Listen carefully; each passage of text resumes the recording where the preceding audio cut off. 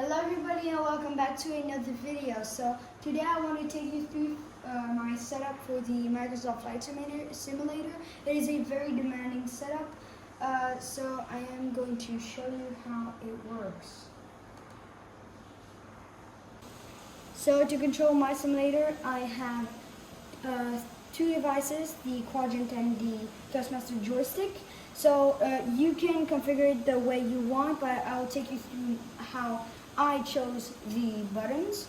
So first of all, here you've got the engines, and to put on reverse you have to pull these two handles behind the engines and pull it back. To put it back you don't need to pull it, just it puts automatically. And here to start the engines you have engine 1 on off, engine 2 on off. Here you've got the crank mode, normal mode, and engine start, ignition start. And these two are to start the engines. And if you have a 4-engined plane, you can also push this to 3-4, so you control the 3rd and 4th engine. So now I'm going to move on to the joystick. So now if you want to customize your button, you go on options and controls. On controls here, you have the keyboard, mouse, joystick, and the quadrants. So on the joystick here, for example, brakes, you've got button 7 and button 14. If you want to change it, you just click on it and you select an input and choose whatever button you want. Now on the quadrants, here are all the buttons, and for example, brakes, you've got button 26, button 23, 24, and 20. So now where it comes to the screen, I have a 34-inch curved screen, which makes it a very immersive experience for me.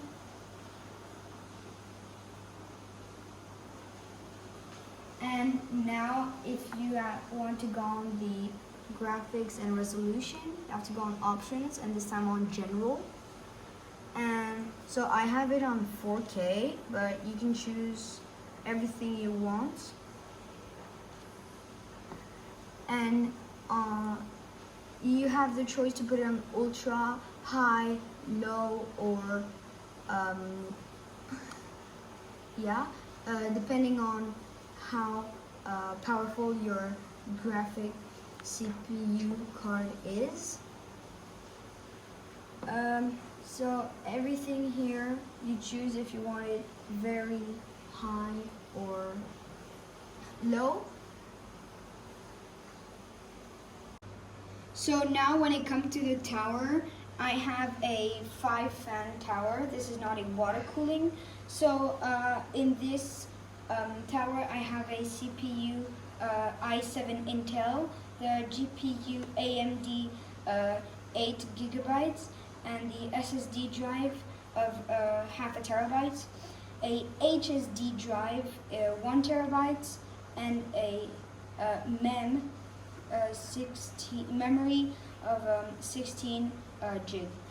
This is an acceptable tower to have a very good performance on your game.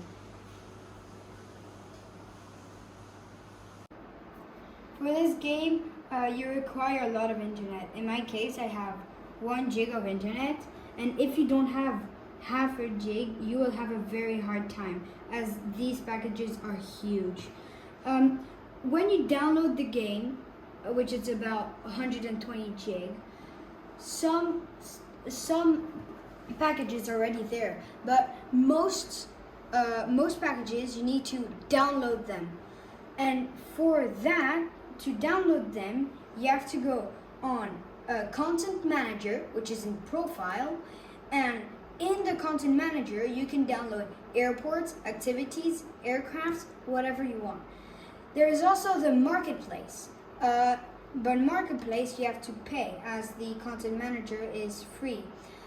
On the world map, some airports are already downloaded, but some require some need to be downloaded in the content manager. And now in the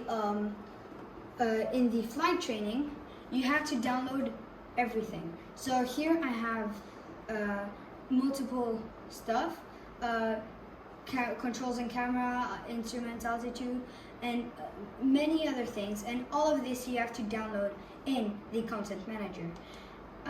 In the airliner training also, you have to download everything, the A320 takeoff and landing. So back in home here, in activities, some of them are already downloaded. You have landing challenges or bus trip. In landing challenges, you have 3 choices. These are already put: famous, epic, and strong wind. Some of them are already downloaded, but you have to download most of them. Another part is aircraft and liveries. So to choose your aircraft, you have to go in profile, in my hangar, and in here you have to press F11 or on this button there, change aircraft. On change aircraft, you have multiple aircraft. Most of them you need to download them, and so normally when you download, you only have the A320. Yes, so you've got multiple types of aircraft: propellers, airliners, turboprops, jets, and many other stuff. Now for the liveries, it is a complete different process. So you have to download them, not through the content manager. I'll do another video explaining how to get them. But when you have it, you can see all the liveries down here. And you have all the airlines that have the A320, and you have different airlines depending on which aircraft you have.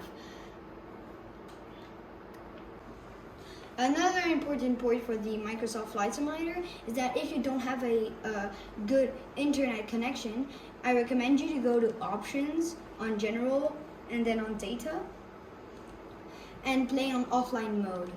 So you would be able to enjoy the game without a internet connection.